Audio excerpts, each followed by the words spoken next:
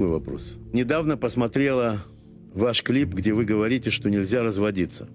Что это самое последнее средство, если есть дети. А что делать, когда не осталось никаких чувств, и дети это видят? Когда одни ссоры, и он меня раздражает, и я его. Разве это хорошо, что дети растут в такой атмосфере? Я его не люблю, понимаете? И не сдерживайте меня. А я вас сдерживаю. Хотел бы сдерживать и вас, и его. Потому что вы уже не дети, как дети ваши. И поэтому надо понять, что все-таки намного лучше для вас, для детей, для семьи и для общества, если вы не будете разводиться, а просто перестанете обращать внимание на свои какие-то чувства. Ну как им прийти к миру более-менее хотя бы к такому? Договориться о том, что мы не раздражаем друг друга. Вот и все. А что еще же делать?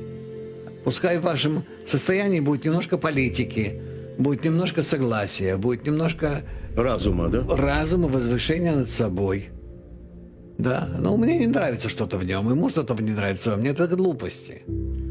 То есть, в принципе, можно сесть и выяснить территории, на которые лучше не заходить, да? Я на его территории... Обязательно. Если у них уже дети, и все, это, конечно, это взрослые люди. Вы все время делаете такое ударение, что если есть дети... Если есть дети, вы не имеете права разводиться. Даже вот так жестко? Да, ради детей. То есть это такой удар по детям, который... Они вам этого не простят. Они это будут нести с собой всю жизнь. То есть если она подумает о детях в этот момент, а не о себе, о своем раздражении, да... Она не будет раздражаться. Так она не будет раздражаться? Да. Это что, включает в себя прощение всех его ошибок? Или как? Как здесь уступки делать? Понизить ранимость друг от друга, чувствительность друг к другу, претензии друг к другу. Представить себе другого, что он имеет право на свое поведение, на свою жизнь. И в то же время у вас есть общая жизнь. И эта общая жизнь касается ваших детей в первую очередь, а не вас самих лично. Не будьте такими эгоистами. Все. Живите ради детей.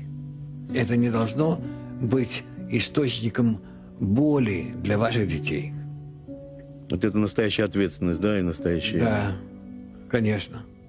Не думают люди, что дети пронесут это через всю жизнь. Вот Нет, это будет очень отражаться на детях, и дети будут тоже разводиться, потому что у них то же самое было у родителей.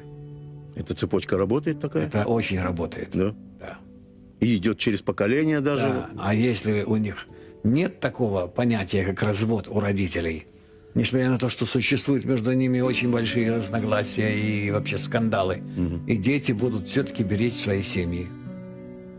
То есть ты смотришь так даже через поколение этим? Обязательно. Потому что масса вот симан лебаним. То есть то, что делается с родителями, это пример для детей.